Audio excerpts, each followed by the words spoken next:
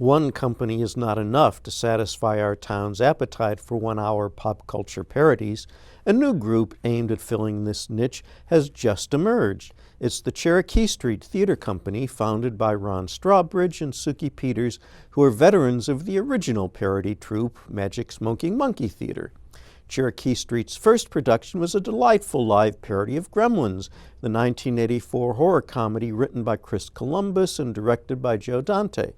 The story is set in motion when Rand Peltzer encounters an impossibly cute animal called a mogwai in a Chinese curio shop. He is determined to buy it as a Christmas present for his son, but the proprietor refuses to sell. Even so, his grandson completes the transaction because the family needs the money.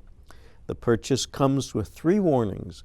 Don't expose the mogwai to light, don't get it wet, and don't feed it after midnight. When these rules are accidentally broken, the adorable mogwai named Gizmo multiplies and the offspring turn evil. Pandemonium ensues in the little town of Kingston Falls. I watched the original film just before seeing the adaptation, and I was impressed with how well writer-director Suki Peters condensed the action.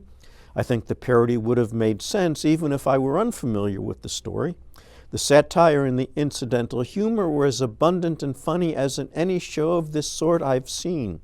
I was especially impressed with how well the production parodied scenes with special effects.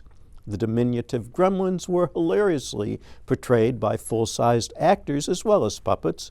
The staging cleverly used the sides of the theater as well as the stage. The actors all focused on entertaining the audience rather than amusing themselves. Bob Tebow had exactly the right mixture of sweetness and denseness as Billy Peltzer, Gizmo's human caretaker. Everyone else in the cast had multiple parts and played them with flair. The performers were Jesse Quee as Gizmo, Peyton Gillum, Kyle Kostecki, Rachel Bailey, Joe Sella, Patience Davis, Brennan Eller, Victor Mendez, and Joseph Garner. There was admirable work in Chris Ware and Madeline Boyne's set design, Amy Kelly's puppets and visual effects, Kayla Lindsay's costumes, Ted Drury's sound, Kevin Bowman's lighting, Stan Davis pod designs, Bob Tebow's fight direction, Rachel Bailey's vocal coaching, and Fox Smith's scenic art. After such an auspicious debut, I look forward to more hijinks from Cherokee Street Theater Company. Well, I haven't seen the movie, so I didn't get nearly as much out of it as you did, so I appreciate your pointing out all these things. Well, I really did have a wonderful time. I hope you like the reviews on Two on the Aisle. You can click here to see other reviews and to subscribe to our channel. Don't forget to ring the notification bell to be reminded immediately after we post. Enjoy the reviews.